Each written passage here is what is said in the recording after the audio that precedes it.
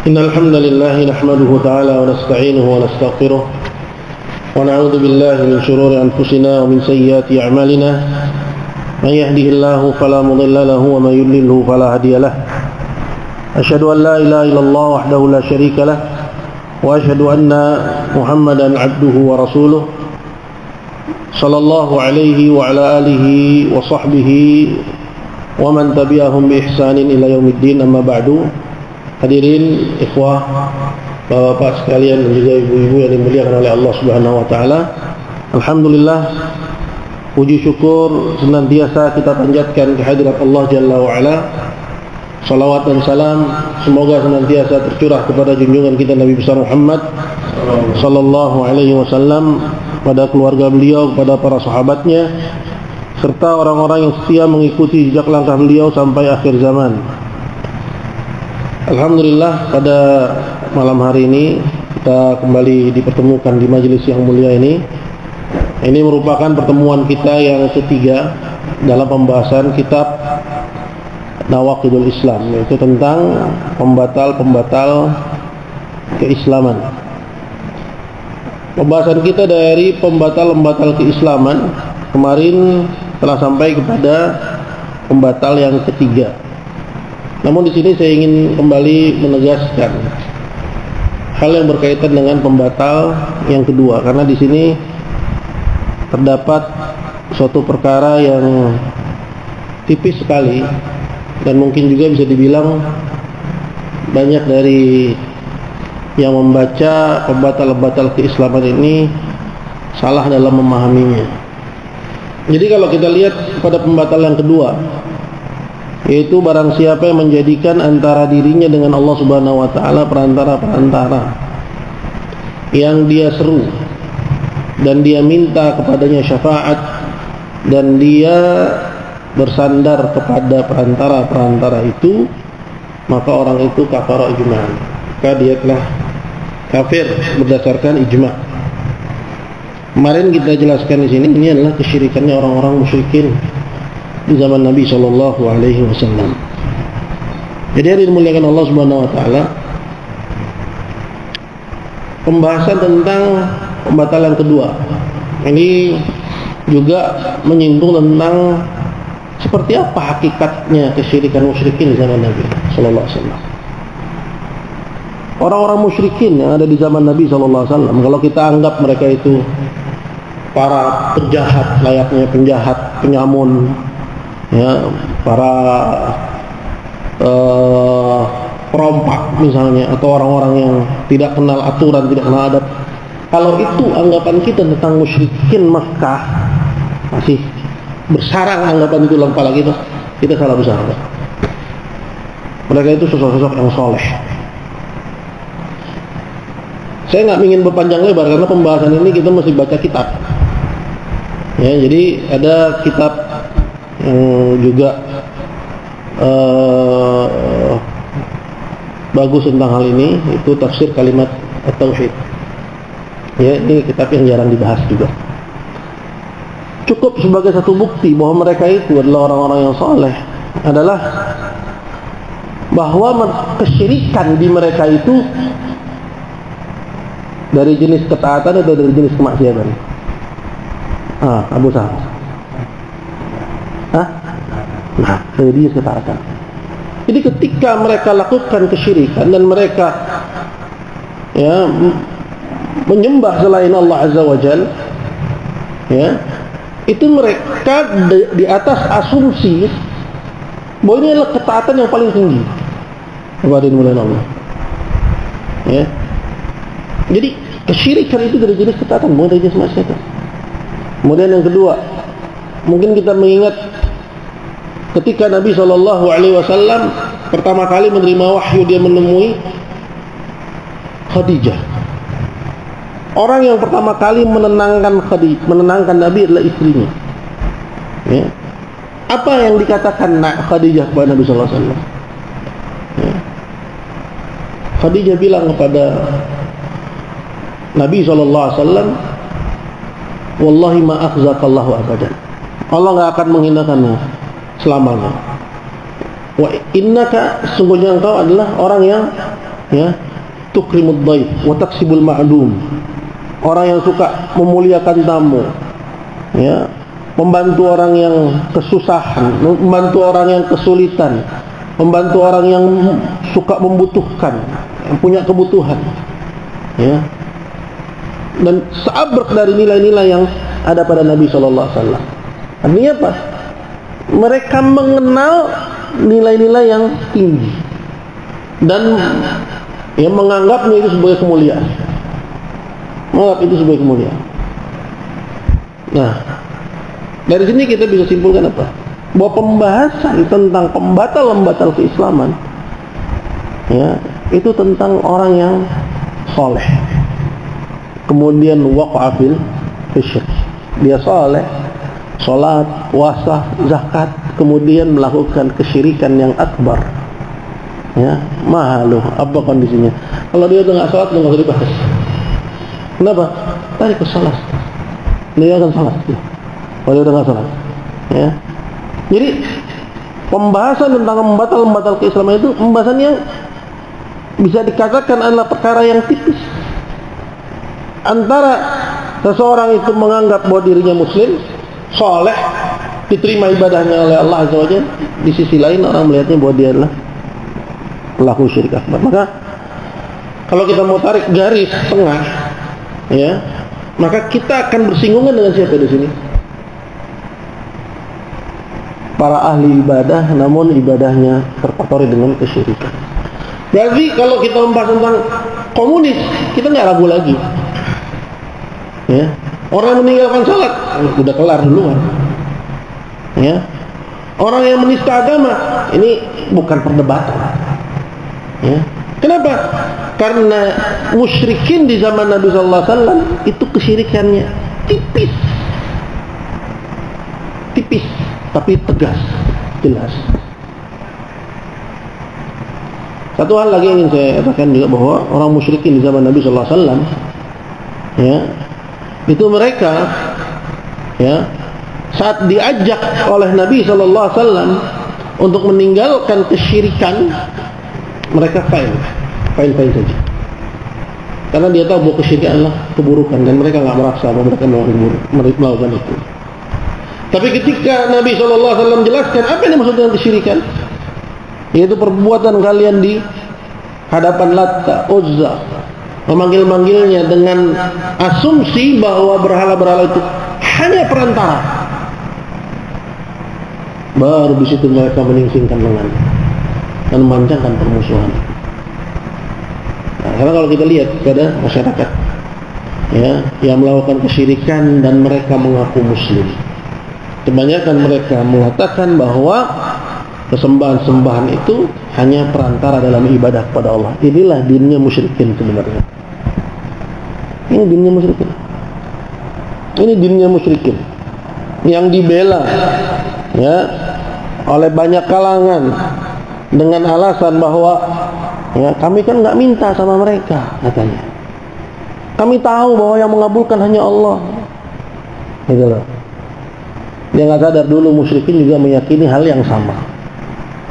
Cuma, ya, mereka jadikan selain Allah itu sebagai perantara yang diseru, ya, dimintai syafaatnya, dan mereka bersandar kepadanya, ya. Yang ngabulin tetap Allah, yang memenuhi hajat Allah. Nah, hadirin dimuliakan Allah Azza wa Jalla, ya, setipis itu. Namun kata penulis, ya, Syekh Muhammad bin Abdul Wahab, dan ini adalah diambil dari perkataan Ibnu Taimiyah juga, bahwa orang tersebut kafara ijma'an, dia kafir dan kufurnya mujma'un alaih. Apa maksudnya mujma' alaih?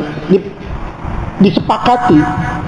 Artinya bahwa kafirnya orang yang menyeru selain Allah, sekalipun beribadah kepada selain Allah, sekalipun selain Allah itu mereka anggap ini kan cuman perantara, adanya, ya,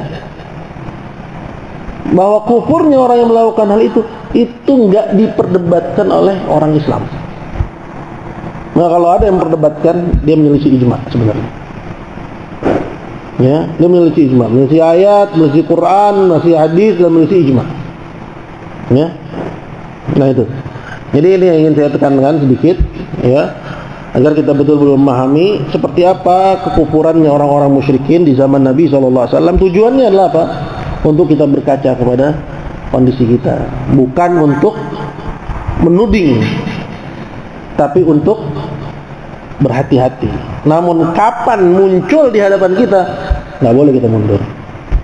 Minimal yakini bahwa pelaku kesyirikan akbar itu qad kafara billah. Jadi imam kita nggak salat di belakangnya, nyembelih kita nggak makan sembelihannya. Ada konsekuensinya, ada wala wal bara'nya, ya, seperti itu. Nah kemudian dimulai Allah Subhanahu Wa Taala pembahasan yang ketiga. Ini juga kemarin kita sudah ambil, man lam yukaffiril musyrikina aw syakka fi kufrihim aw sahaha madhhabahum kafar. Barang siapa yang tidak mengkafirkan musyrikin. Sekali lagi kita tekankan bahwa mengkafirkan yang pertama, ya, standar wajib itu apa? Keyakinan hati. Itu wajib. Yakin orang itu telah kufur kepada Allah. Ya. Ta'yin. Ya, ta'yin. Kalau emang syaratnya apa? Ya, yang pertama orang itu melakukan syirik akbar yang zahir, yang terang. Kemudian yang kedua, ya, tanpa paksaan. Cukup itu aja. Ya, jangan tambah-tambah lagi syarat-syarat yang lain. Ya, karena nggak ada lagi syarat dalam persoalan yang terang benderang seperti ini. Ya. Karena perkara yang terang benderang itu nggak ada syubhat. Jadi jangan dibilang sampai hilang syubhat. Kalau dia bilang dia masih punya syubhat, dianya nggak belajar.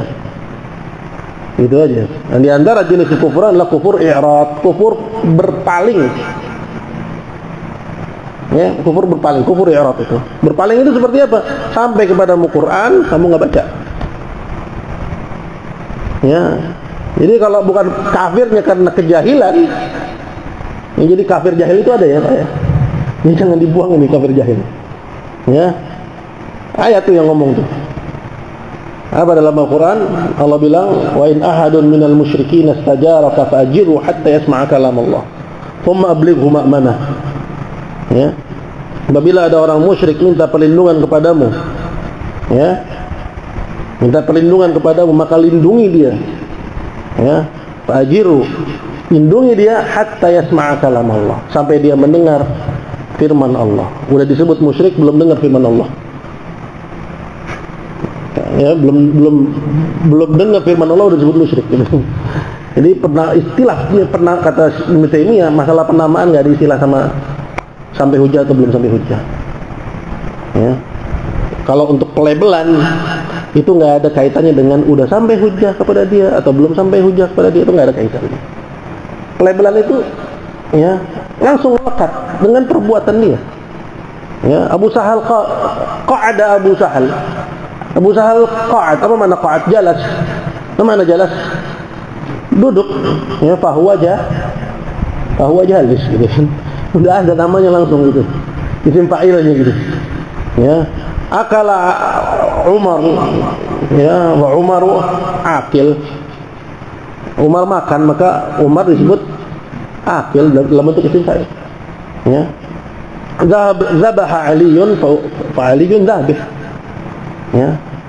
Kafara siapa misalnya, jangan pakai bahasa ini, jangan pakai tokoh-tokoh Islam ya. Kafara Udin misalnya. Pak Udin apa isim fa'ilnya? Kafir toh. Jangan dibikin sulit-sulit, hal yang sederhana sebenarnya. Tapi kan Allah nggak akan mengazab. Masalah azab lain lagi, jangan dicampur adukkan. Betul bahwa Allah tidak akan mengazab seseorang hingga sampai kepadanya keterangan, begitu bukan ya? Kita nggak ngomong masalah ini, Mas. Kalau emang dia jahil, ya, maka Allah akan kasih dia penangguhan. Di akhirat akan diuji lagi. Ya, kalau lulus masuk surga, kalau nggak lulus masuk neraka.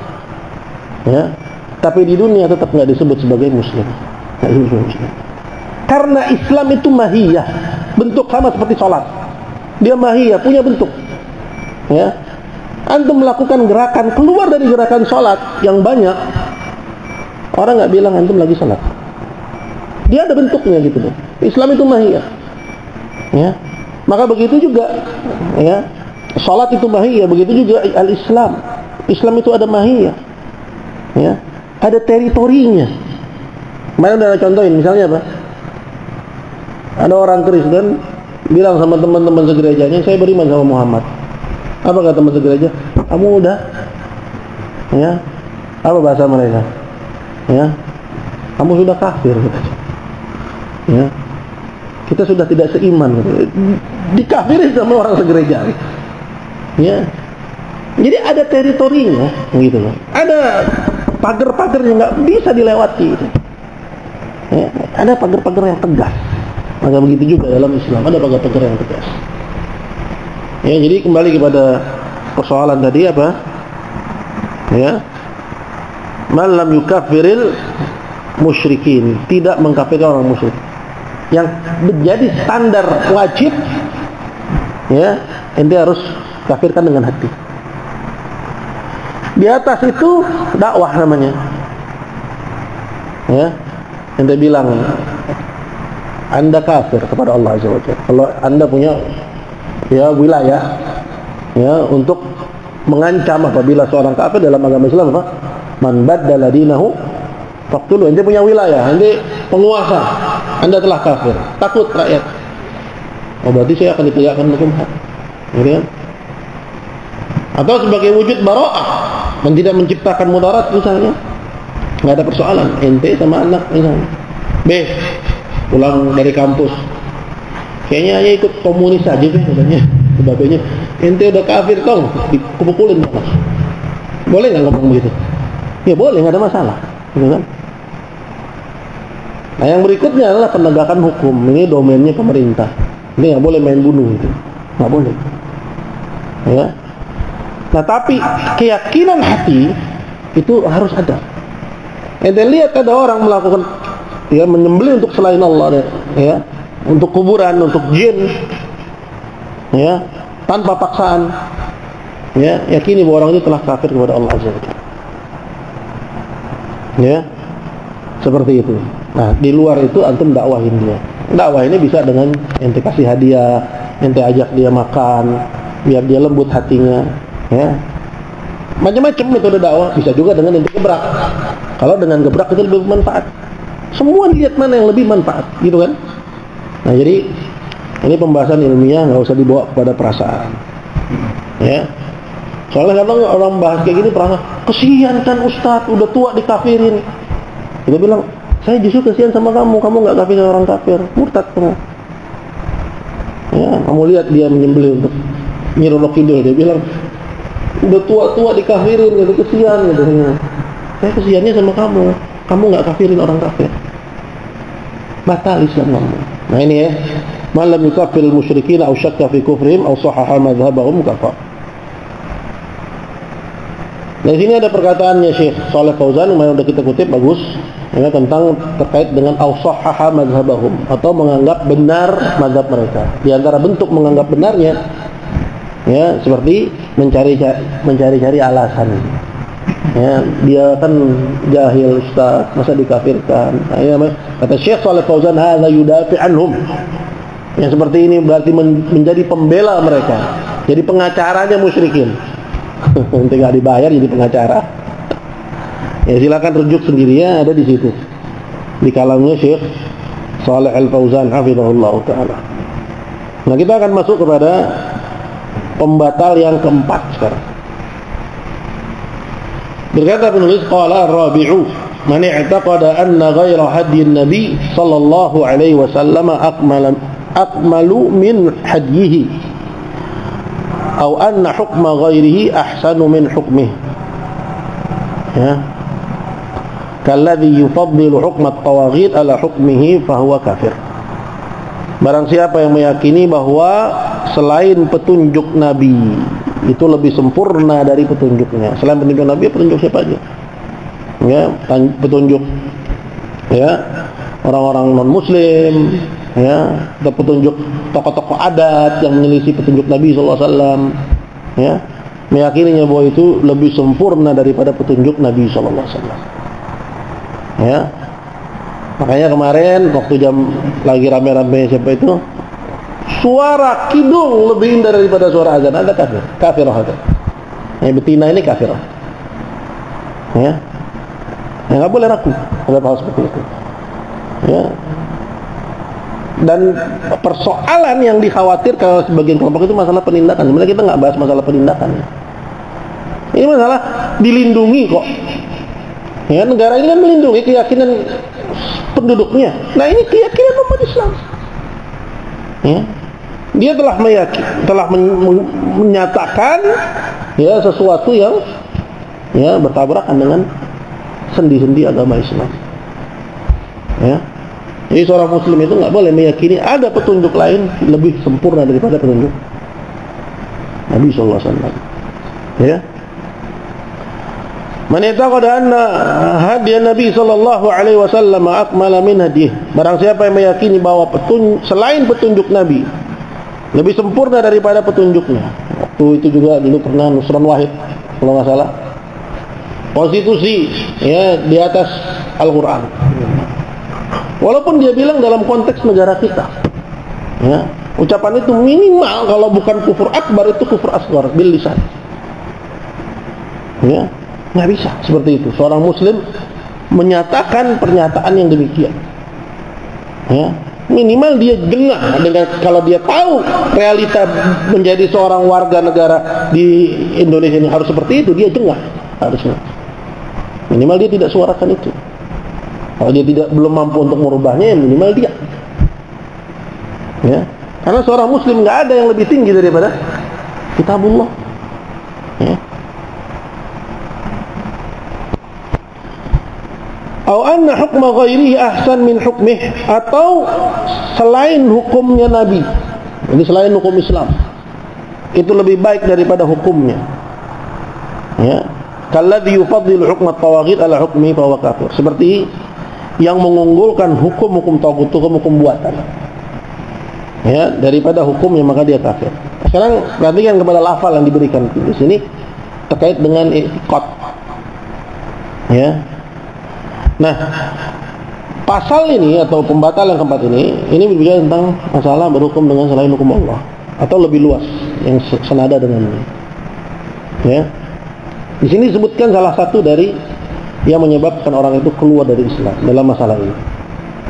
Nah, sekarang kita sebutkan, ya, gambaran apa saja yang menjadikan seorang itu keluar dari Islam dalam persoalan ini. Yang pertama yang disebutkan, meyakini selain hukum Allah lebih utama daripada hukum Allah. Yang kedua, sama dengan hukum Allah. Yang ketiga, boleh berhukum dengan hukum Allah, dengan hukum buatan. Saya ulangi, yang pertama, meyakini selain hukum Allah lebih utama daripada hukum Allah. Yang kedua, dia menganggapnya sama saja, yang penting solusi lah Pak. Ini bahasa-bahasa orang-orang politik, hati-hati. Ya. Kalau antum nggak kenal akidah, antum kemakan sama omongan itu, antum suarakan juga. Yang penting kita kan solusi. Mau pakai hukum Allah, mau pakai hukum buatan, yang penting solusi bagi umat. Nah, ada kufur. Ya, menyamakan kekufuran. Ya, ini wahyu dari Allah, ini buatan manusia. Ya, ini bersumber dari zat yang maha sempurna, ini dari ya ciptaan yang penuh dengan segala macam kekurangan. Ya, jadi nggak boleh menyamakan. Yang ketiga, ya, dia meyakini selain bahwa hukum Allah itu lebih utama. Cuman dia membolehkan berhukum dengan selain hukum Allah. Sama aja. Ini tiga gambaran ini, ya, siapa aja yang meyakininya kafir. Ya, siapa aja yang meyakininya kafir. Nah, kembali kepada persoalan yang lain terkait dengan masalah ini, yaitu, ya, tadi saya bilang kafir ini kufur akbar, batal Islamnya. Ya, kalau dia muslim, maka batal Islamnya. Ya, maka hati-hati kalau punya anak sekolah hukum, itu sangat tidak dinasihatkan. Ya, masuk fakultas, ambil apa jurusan hukum, mau ngapain tong? Saya mau jadi hakim di mana?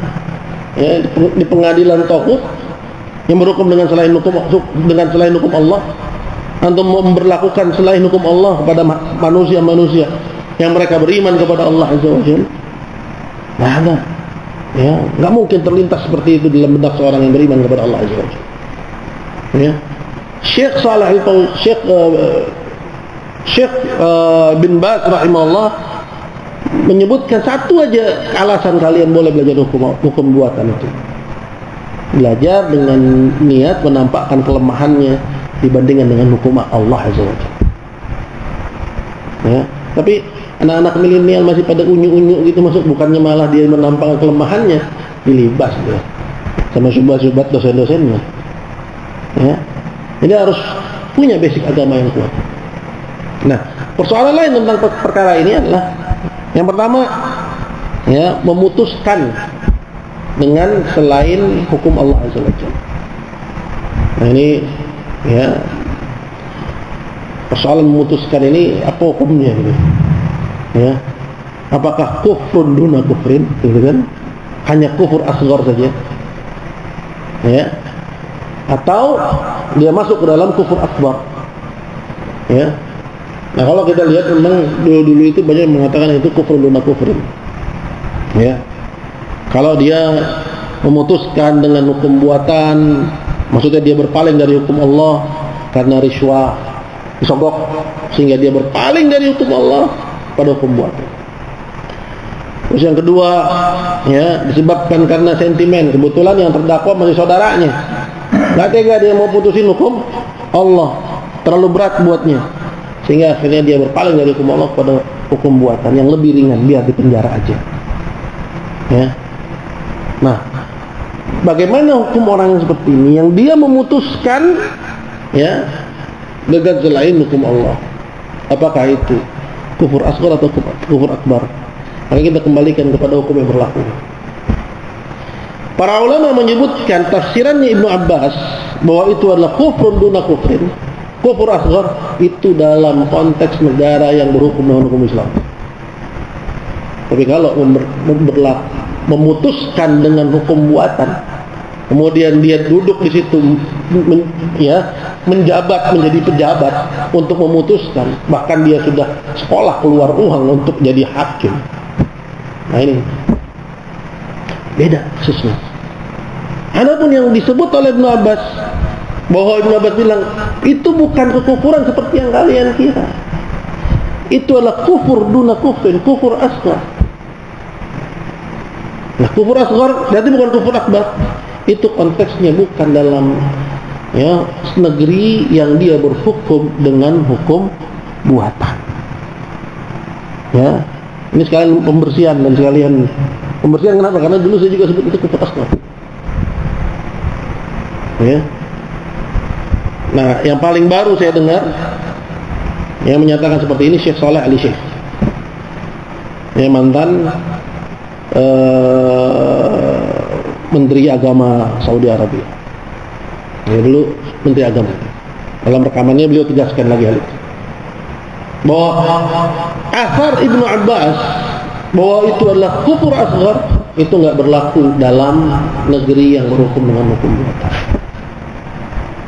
Ya, antum para pembelajar silahkan, ya, gali lagi. Ya. Kemudian yang berikutnya yang juga termasuk dalam masalah ini, masalah membuat hukum. Ya, dan dia sadar bahwa hukum yang dia buat itu bertabrakan dengan hukum Allah. Ini tidak ada pilihan lain selain kufur akbar. Ini persoalan berhukum dengan hukum Allah. Ya.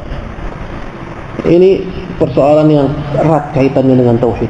Karena dia adalah bagian dari ibadah, sama seperti sholat kalian, puasa kalian, haji kalian, ya, dan seterusnya. Termasuk dari, ya, menauhidkan Allah dalam ibadah, menauhidkan Allah dalam hukum. Ya, tapi yang kita nggak bisa Ustaz sekarang, ya, minimal akidahnya benar dulu, Mas. Ya, lempengin dulu nih akidah. Ya, jangan menganggap bahwa apa yang terjadi sekarang ini bahwa itu fine-fine aja. Ini keliru. Ngeri. Ya, berapa banyak mahasiswa di Fakultas Hukum, satu universitas, dan berapa banyak universitas negeri itu. Ya, kelak mereka akan menjadi hakim-hakim, mereka memutuskan dengan hukum buatan. Sallallahu alaihi wasallam. Ya. Ada lagi nggak gambaran yang lain? Ada yang tahu? Menyingkirkan hukum Allah. Negeri ini pernah berhukum dengan hukum Allah. Kemudian datang Belanda, diberlakukan hukum buatan. Kemudian yang diberlakukan bukan hukum Islam yang udah pernah ada, tapi dia pakai hukum Belanda. Ya, siapa aja yang menyingkirkan hukum Allah Azza wa Jalla, dia tempatkan padanya hukum buatan, dia nggak ada pilihan lain. Kufur ya kufur akbar, mukhrijun minal millah. Silakan rujuk lagi Bapak Adin. Ya. Ini pembahasan tentang akidah. Jadi kembali kepada persoalan, ya, walaupun pasal ini lebih umum dari sekedar masalah hukum, ya, karena bisa aja dalam masalah adat. Ya, saya nggak tahu, mungkin adat bukan di syara-syara, bukan di kitabullah, bagi rakyat Minang, ya. Tapi dalam masalah pembagian waris perempuan lebih besar. Kalau dianggap itu lebih utama daripada hukum agama, nah, masuk lagi kemari. Ya, di sebagian adat-adat masyarakat pun juga begitu. Ya, kalau sampai bertabrakan dengan agama, tapi adat yang lebih diutamakan, sama, menganggap bahwa petunjuk selain petunjuk Nabi lebih utama daripada petunjuk Nabi itu.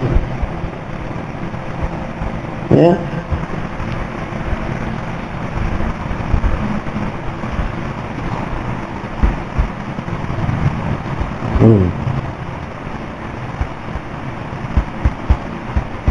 Karena nggak bawa buku, karena anda pikir anda pulang cepat. Bayangin antum jam 11 dari Sukabumi, harusnya kan udah nyampe sini jam 1, jam 2, masa nyampe jam segini coba? Pokoknya anda wanti-wanti jangan keluar jauh-jauh kalau tanggal muda aja.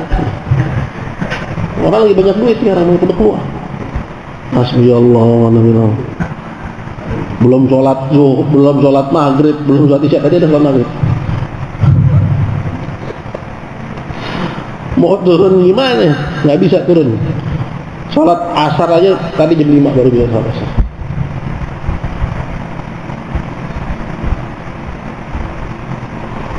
Nah ini hilang ini.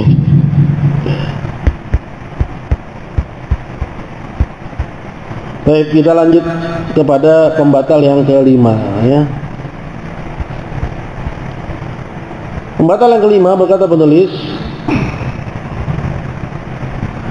qala man abghada syai'an mimma jaa'a bihi Rasul sallallahu alaihi wasallam walau 'amila bihi kafar. Barang siapa yang membenci sesuatu yang dibawa oleh Rasul tapi dia tahu bahwa itu ajaran Nabi. Ya, kalau dia nggak tahu maka diberitahu. Ya, tapi tidak terkait dengan perkara yang populer.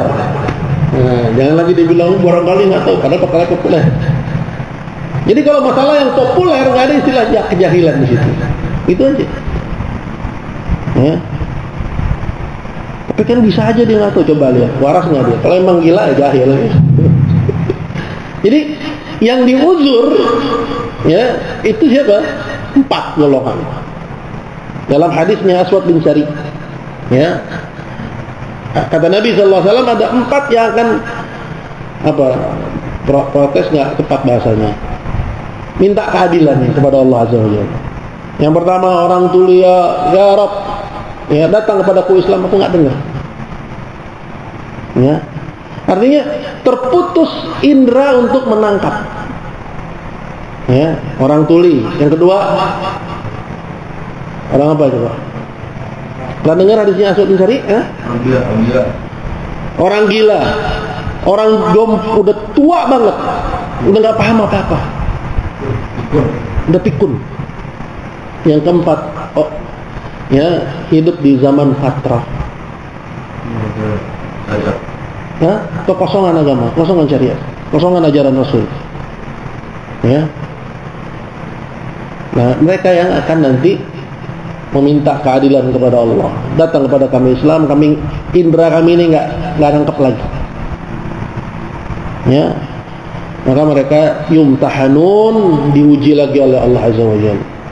Ya, karena kaidahnya itu, wa ma kunna mu'adzibina hatta nab'atha rasulah. Nggak ada orang diazab sampai kalau belum sampai kepadanya keterangan.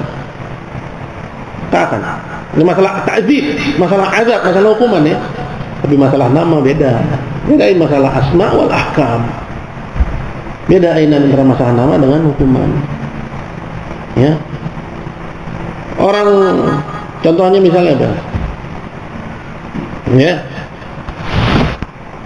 Anak orang kafir yang mati di masa kecil, masih kecil, meninggal. Anak-anak orang kafir, orang-orang anak musyrikin, auladul musyrikin. Ya, musyrikun di dunia. Mereka musyrik di dunia. Tapi di akhirat yumtahanun, diuji. Jadi bisa jadi di dunia namanya kafir, di akhirat masuk surga. Gitu. Bisa jadi. Ya, jadi nggak mesti udah kafir berarti ya finnar. Ya itu hukum ashar. Namun ada kasus-kasus yang keluar dari hukum ashar. Orang yang belum sampai kepadanya hujjah. Nah sekarang ini mau diberlakukan kepada orang-orang di tengah peradaban. Nyambung nggak? Kagak. Ya, dia kan jahil. Tinggal di mana? Beji. Itu bukan jahil, dablek. Misalnya ya. Kenapa kita bilang bukan jahil? Karena Quran ada, dakwah ada, ya. Tapi kan ulama su. Nah, juga kalau dibilang itu ulama su gimana? Ketipu sama ulama su. Apa jawabannya? Tetap kafir. Ya. Ya, kenapa? Karena orang-orang musyrikin dulu juga kafirnya karena mengikuti pemimpin-pemimpin yang su. Itu bukan alasan. Ya. Kesian dong, ya udah. Allah punya kendali kok. Dia mau masukkan hambanya ke surga, masukkan hambanya ke neraka. Itu sudah hak prerogatif Allah Subhanahu wa taala. Makanya banyak-banyak minta kepada Allah hidayah. Ngeri sebenarnya kalau kita mau bahas lebih dalam tuh ngeri. Nah, pembatal yang kelima, man abghadha syai'an mimma ja'a bihi Rasul. Barang siapa yang membenci satu aja yang dibawa oleh Rasul dan dia tahu bahwa itu ajaran Rasulullah SAW. Kalau dia nggak tahu malah kasih tahu. Tapi ini nggak terkait dengan perkara yang populer ya. Walau amila bihi, walaupun dia mengamalkannya, ya, berarti ini udah tahu kalau dia mengamalkannya. Ya, kerjain sholat tapi benci sama sholat. Nah, ada nggak kayak gitu? Mungkin nggak? Ya mungkin. Ya, tutup hijab rapat tapi benci sama hijab. Dan dia tahu itu perintah Allah Azza wa Jalla. Ya. Benci sama apa lagi? Ya, paling sering perempuan benci sama poligami. Ya, nggak bisa urusan belakangan. Tapi benci nggak boleh. Benci nggak boleh. Enggak. Bedain, kita harus bisa milah nih. Ya, saya nggak mau, nggak apa-apa tuh. Ya, itu urusan lain. Tapi kalau saya benci, poligami ini nggak sesuai dengan keadilan dia. Udah dia kayak pinteran dia daripada Allah Azza wa Jalla. Ya, biasanya anak kampus gitu. Ya, akhirnya dia benci sama syariat. Satu aja yang dibawa Nabi sallallahu alaihi wasallam. Kenapa? Karena Allah berfirman dalam Al-Qur'an, "Dzalika bi annahum karihu ma anzalallah." Ya demikian karena mereka benci kepada yang diturunkan oleh Allah. Fa ahbata amalahum, maka Allah Ta'ala gugurkan amalan mereka. Jadi apapun dari syariat agama ini, ya, atau yang belum kita tahu kemudian dia bilang ini bagian dari agama kita, maka yang wajib pertama kali adalah mengimaninya, berusaha untuk mencintainya. Nggak boleh kita sampai membencinya. Nah, ini mudah Allah Subhanahu wa taala. Ini pembatal yang kelima. Kita nggak berlama-lama di pembatal-pembatal yang saya rasa ini ya cukup ya dikenal insyaallah. Begitu juga nih yang keenam ya terkait dengan persoalan istihza, ya sukhriyah, ngolok-ngolok agama, ya. Ini mesti betul-betul kita paham, karena sebagian ada yang mengatakan ini mengolok-olok, ada yang bilang ini bukan mengolok-olok. Ya. Mengolok-olok itu apa? Nisbatul aib. Menisbatkan kejelekan. Cuman ada orang Dia pengen memuliakan Islam, cuman caranya salah. Ini nggak bisa dikatakan mengolok-olok. Saya nggak setuju. Ya, kenapa? Karena dia tujuannya untuk menarik orang kepada Islam. Cuma cara salah. Contoh apa? Bisa aja nggak? Ya, menjadikan orang cinta kepada Islam dengan nyanyian. Apakah jadi mengolok-olok? Bimbo, apalagi? Lagu aja apa lagi? Opik, kan bagus tuh ya liriknya ya. Ya, liriknya bagus tuh. Ya, tak bisa kita bilang itu mengolok-olok. Cuman kadang keliru dalam caranya, dalam pemilihan diksinya. Ya. Tahu enggak? Jadi mengolok-olok itu nisbatul aib. Menisbatkan kejelekan kepadanya. Karena mengolok-olok kan gitu. Ya. Untuk dijadikan bahan tertawaan, dijadikan bahan ejekan. Nah itu. Ayo, kalau saya nih, saya nggak maksa. Kasus Hanan Attaqi itu bukan olok-olok. Saya nggak maksa antum paham sama saya, tapi saya bilang itu nggak mau olok-olok. Dia pengen mengajak anak muda cinta kepada sosok-sosok itu, cuman caranya salah, diksinya keliru. Karena dia nggak menisbatkan aib itu. Dia hanya mendekatkan pemahaman itu kepada anak muda. Jatuh kepada kesalahan, nggak bisa disebut sebagai mengolok-olok, karena dia tidak menginginkan itu untuk diapain? Ya, dijelek-jelekkan agar orang jauh dari Islam, jauh dari tokoh-tokoh agama. Dia nggak menginginkan itu. Walaupun nanti efeknya begitu, dia keliru di situ. Kenapa? Karena ini masuknya kepada pembatal, nggak ringan ini, batal Islamnya dia kalau kita bilang mengolok-olok. Gitu. Tapi saya juga nggak pungkiri kalau memang antum menganggap itu mengolok-olok, ya fine-fine aja. Kita bisa aja berbeda dalam masalah ini. Cuman konsekuensinya apa? Takfir, mengolok-olok. Konsekuensinya takfir. Ya, kenapa jadi hati-hatian aneh sih daripada ente? Ya, intinya ya ini harus hati-hati dalam masalah mengatakan bahwa dia mengolok-olok, itu harus hati-hati.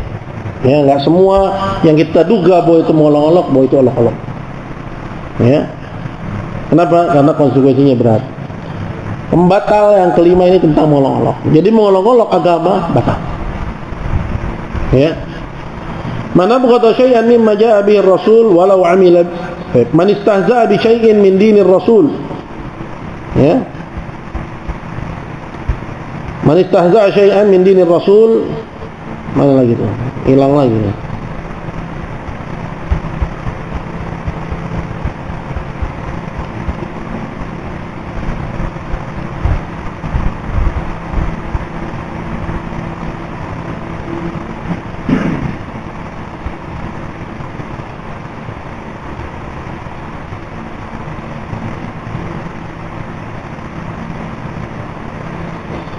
Man istahza'a bi syai'in min dinir Rasul aw thawabillahi wa iqabihi kafar.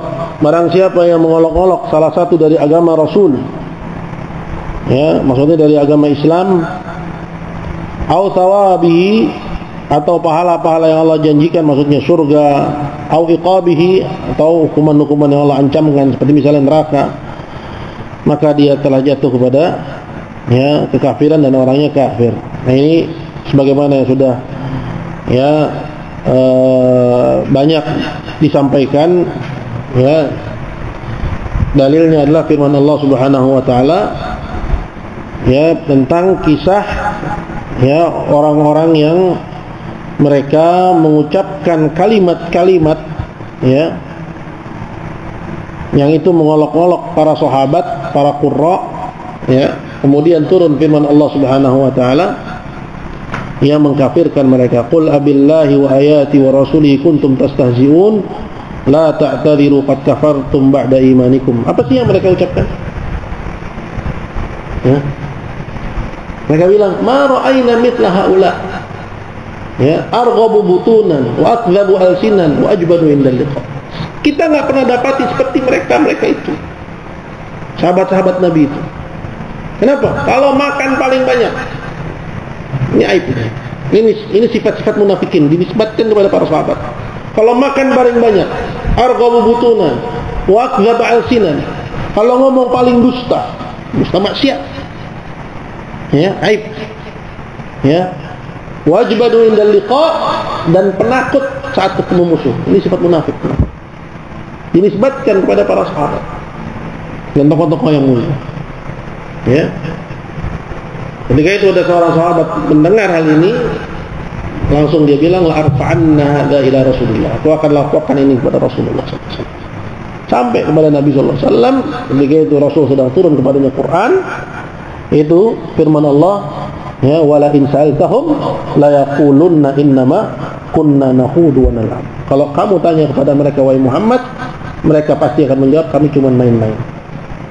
Qul abillah, katakanlah, apakah Allah wa ayatih, ayatnya, wa rasuli, dan rasulnya, kuntum tastahzi'un, kalian jadikan itu sebagai bahan olok-olok? La ta'tadiru qad kafartum ba'da imanikum. Jangan cari-cari alasan kalian telah kafir setelah keimanan kalian. Ya, jadi ya, ini kasus tentang mengolok-olok agama, mempermainkan agama, yang menjadikan bahan tertawaan. Ya. Nah, apa yang terjadi sekarang? Ya, itu di atas mengolok-olok. Ya, baik dilakukan oleh sebagian orang yang mengaku Muslim atau orang-orang non-Muslim. Ya, seperti yang dilakukan oleh kemarin, ya, yang baru-barusan ini. Ya, siapa? Syaifuddin itu orang non-Muslim, ya kan? Ya, Musmuafik, terus siapa? Guntur Romli itu udah sering lah itu. Ya. Denny Siregar, ya, Permadi aktivis, itu bukan olok-olok statusnya, itu di atas mengolok-olok. Ya, itu menikam, sifatnya menikam, yang persis seperti yang dilakukan oleh Syaifuddin. Itu menikam, ya, menyerang. Ya. Nah, kalau terkait dengan menyerang Islam, itu bukan ayat ini yang berlaku. Ya. Kalau ini hanya menyatakan qad kafartum ba'da imanikum. Terkait dengan non-Muslim, kalau sudah menyerang Islam, seperti yang dilakukan dulu oleh Ahok, menyerang Islam dan para pengikut-pengikutnya, dan muncul para penista-penista agama lain, bukan penistaan agama, penistaan Islam. Karena hanya Islam yang dinistakan di sini. Ya, coba kita benerin redaksinya. Bukan penistaan agama, penistaan Islam. Karena hanya Islam yang dinistakan di sini. Ya. Yang berlaku adalah wa innakathu min ba'di ahdihim wa ta'anu fi dinikum faqatilu a'immatal kufri innahu la imana lahum la'allam yantahun. Ini yang berlaku. Kalau mereka sudah membatalkan perjanjian dengan kalian, orang kafir itu boleh berdampingan dengan kita, namun mereka nggak boleh menampakkan kufuran. Mereka tampakkan kufuran di rumah silahkan. Mau celak Nabi itu urusan mereka, kita nggak lihat. Tapi kalau sudah dipublikasikan, wa ta'anu fi dinikum, dan mentan, ya, menikam agama kalian, wa ta'anu fi dinikum faqatilu a'immatal kufri, perangi pemimpin-pemimpin kekufuran itu. Innahu la aymana lahum la'allahum yantahun. Tidak ada perjanjian dengan mereka agar mereka selesai. Maka di sebagian negeri-negeri Islam, ya, itu, ya, lone wolf itu terjadi gitu. Kenapa? Karena untuk apa? Memuaskan, ya, kecemburuannya terhadap agama Allah Subhanahu wa taala. Ya, paling sering itu di Pakistan. Ya. Makanya sekarang kalian diredam, jangan paham agama. Pembahasan tauhid itu radikal. Ya. Pembahasan tauhid itu radikal. Ya. Makanya kalau mereka mampu, mereka akan hapus, ya, kurikulum tentang tauhid, kurikulum tentang wala wal bara, dan kalau mereka mampu, mereka akan usap itu ayat yang berisikan dengan perintah kita. Maka kalau mereka lakukan itu kan terang-terangan kekufuran. Makanya berjalan secara perlahan ini semua ada di belakang Allah. Pembahasan-pembahasan yang memantapkan akidah itu penting saat sekarang ini. Ya. Jadi ada di belakang Allah Subhanahu wa taala. Ya, ini tentang pembatal yang keenam. Maka kita juga waspada, jangan sampai kita, ya, terjatuh juga ke dalamnya, ya, karena, ya, sebagian lafal, ya, sebagian redaksi yang diucapkan kadang, Ya, antum masih punya memori gitu kan. Ya, memori masa lalu suka keluar gitu dari mulut ya dengan nada-nada tertentu gitu ya. Itu ada di antaranya yang merupakan kekufuran. Ya, bisa jatuh kepada doa ghairallah. Ya, menyeru kepada selain Allah, minta kepada selain Allah. Bisa juga masuk pada ya, lafal-lafal yang berisikan penistaan kepada agama Allah Subhanahu wa taala. Nah, ini mungkin yang bisa saya sampaikan pada pertemuan malam hari ini. Ya, saya mohon maaf atas keterlambatan. Jika ada pertanyaan saya persilahkan.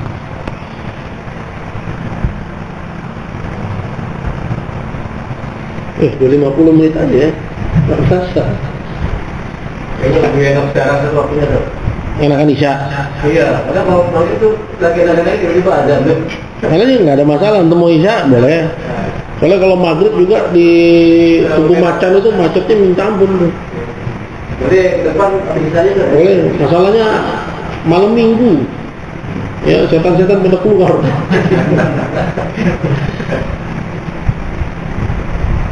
Malam Minggu ya, tanggal muda udah lengkap deh. Jangan bawa roda 4. Ustaz, ini ada mau nanya mengenai pemerintah. Jadi dia tuh ada dua dalil kan, kalau itu nggak bisa duduk sama kan, ada laki-laki dan perempuan.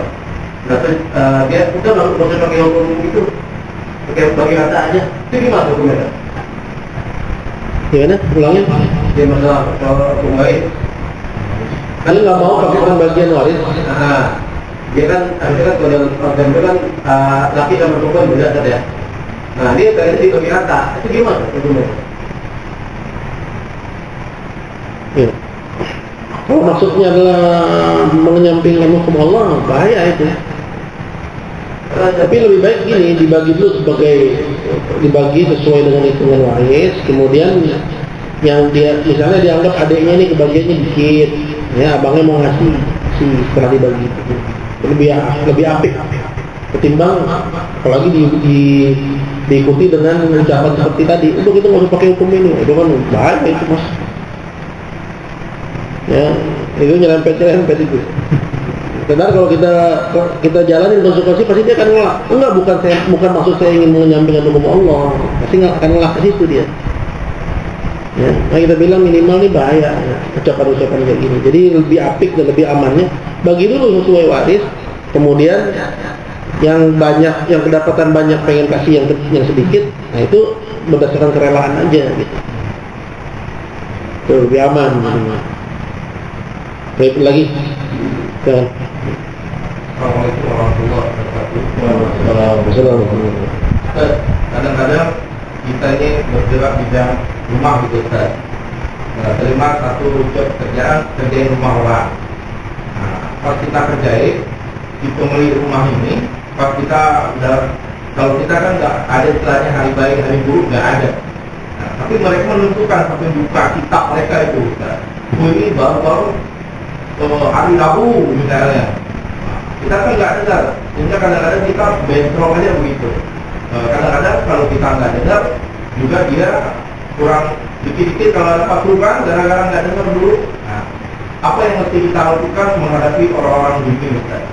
Ya, jadi kalau memang mereka itu berdasarkan keyakinan mereka, pertama kalau mereka Muslim, ya Muslim. Tapi masih kejauhan kayak gitu Ustaz biasanya. Iya, intinya kita itu punya tanggung jawab dakwah. Ya, sebenarnya kalau setiap kita itu mengambil peran dalam dakwah ini enteng. Ya, ada yang mengisi materi, ada yang khutbah, ada yang pegang anak-anak, ada yang lihat kemungkaran langsung dimikari. Antum lakukan nggak? Misalnya masuk rumah makan ada kaca, antum tegur nggak? Gitu. Atau antum udah makan aja, yang penting kita sama-sama, saya dapat makanan, dia dapat duit, kemudian bubar. Intinya ada tanggung jawab di pundak. Urusan dia terima, dia enggak, itu urusan belakang. Nah, terkait dengan kasus antum, ya, artinya antum melakukan aja sesuai yang dia minta. Tapi kalau dimintai pandangan, ya, nah, itu, tapi nggak dimintai pandangan, ya, enggak. Artinya kita tutup mata dari penentuan berdasarkan itu. Ya, selagi kita nggak dimintai pendapatnya. Tapi kita tahu bahwa dia berdasarkan itu, antum harus cari celah untuk kasih tahu. Ini nggak boleh, Pak. Ya, pintar nunggu selesai pembayaran semuanya. Nggak apa-apa. Ya nggak apa-apa juga. Ya, antum mau kapan, antum kasih tahu. Ya. Dan mereka nggak tahu bahwa pada yang demikian itu ternyata sebenarnya terdapat mudarat yang besar. Ya. Mudarat yang pertama kesyirikan, ya, dan kesyirikan itu kemaksiatan paling besar, ya, dan kemaksiatan itu tempatnya jin dan setan. Maka entar tuh rumah jadi nggak nyaman, ya, rumah tuh jadi padahal udah atapnya tinggi tapi kok panas, ya, teranaknya nangis dah berhenti, itu kenapa? Karena pakai cara-cara setan. Ya, termasuk juga feng shui, ya, menentukan arah, ya, ini kaitannya dengan dia nggak lepas, bisa syirik asghar, bisa syirik akbar, ya, ini menjadikan hubungan juga sebagai sebab ketemu, ya, feng shui itu menjadikan yang bukan sebab kedua. Ini kaidahnya syirik asghar, sama kayak jimat, ya, cincin, disertai dengan keyakinan, ya. Masuk kategori menjadikan yang musuh. Ya, syirik asghar tapi bisa berubah jadi akbar kalau dia yakini bahwa ya metode itu, cara itu, itulah yang berfungsi dengan sendirinya tanpa andil Allah Azza wa Jalla. Jadi al-ismu al-mubah, ya, dosa itu bagi pelaku itu enggak berdosa, teman antum punya tanggung jawab untuk dakwah. Ya, uladi sabili adillallah ala basiratin ana wa man ittaba'ani. Aku dan orang-orang mengikutiku. Ya, inilah jalan, katakanlah wahai Muhammad, inilah jalan aku menyeru ke jalan Allah di atas ilmu, aku dan orang-orang mengikutiku. Ya, kalau kita pengen jadi pengikut Nabi Muhammad SAW, sebisa mungkin jangan diam kalau kita lihat sebuah kemungkaran.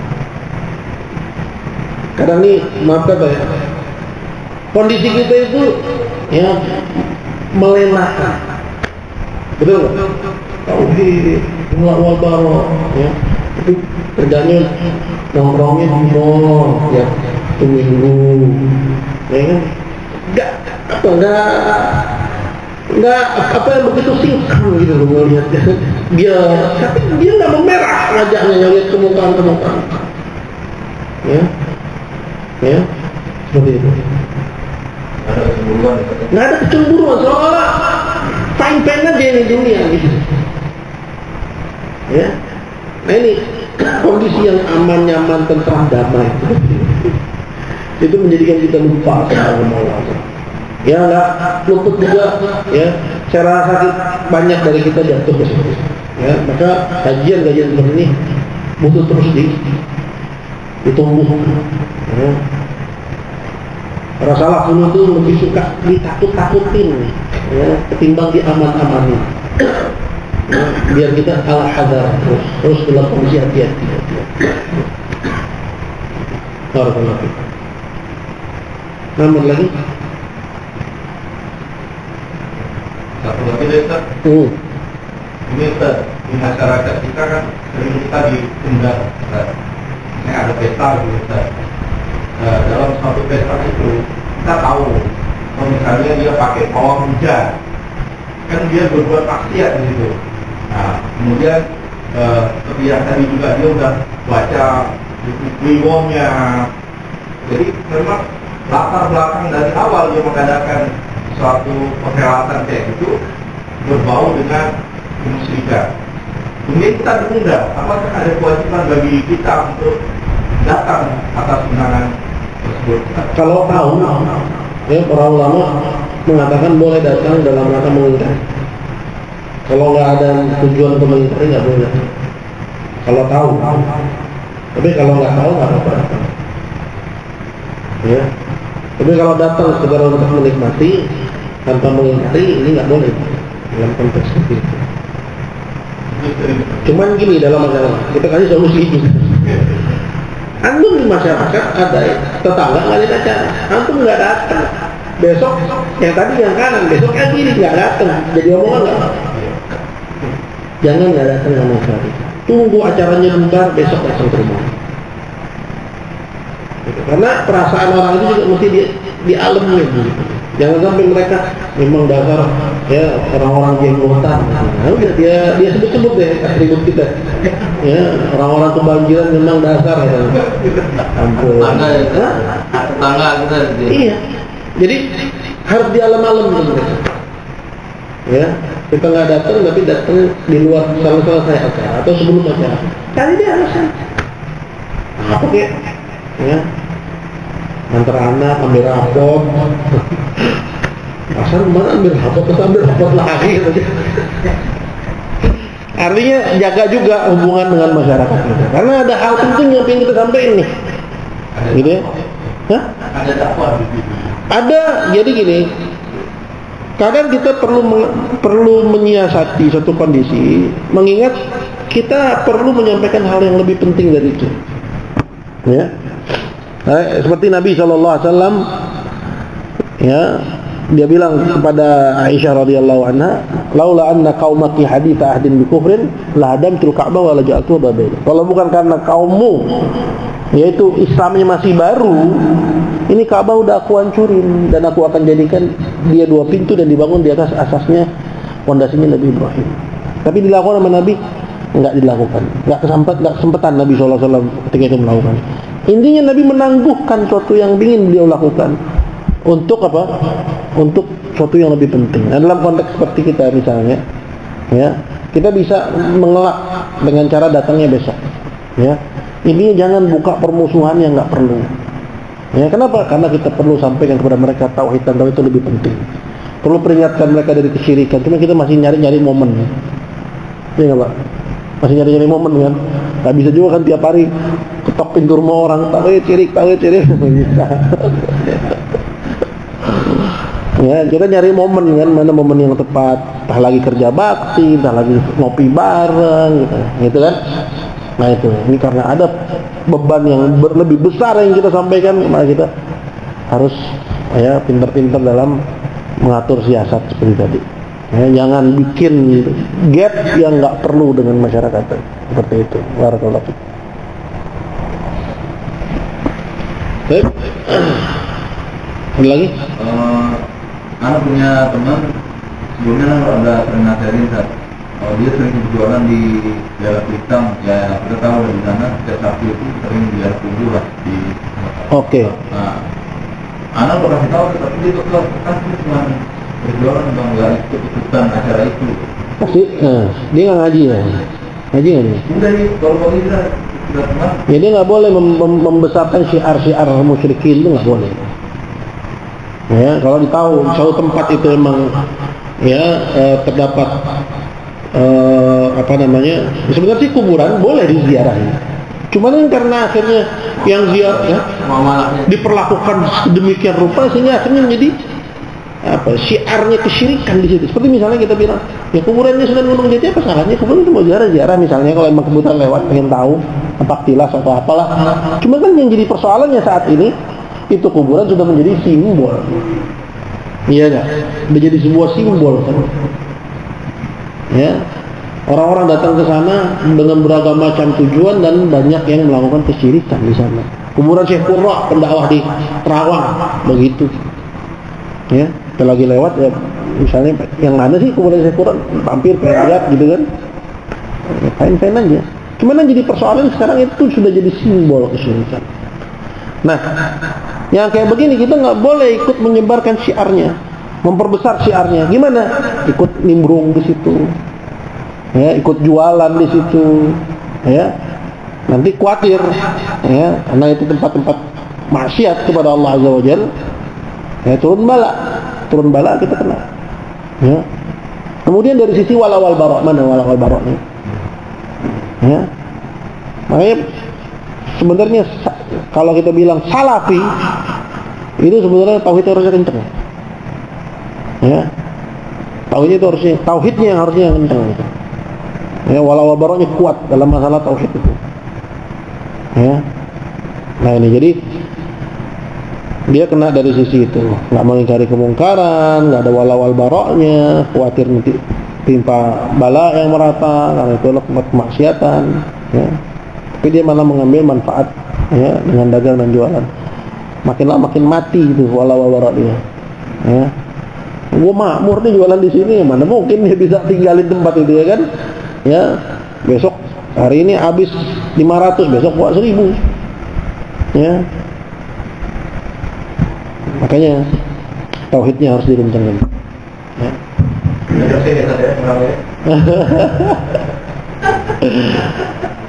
Iya kan.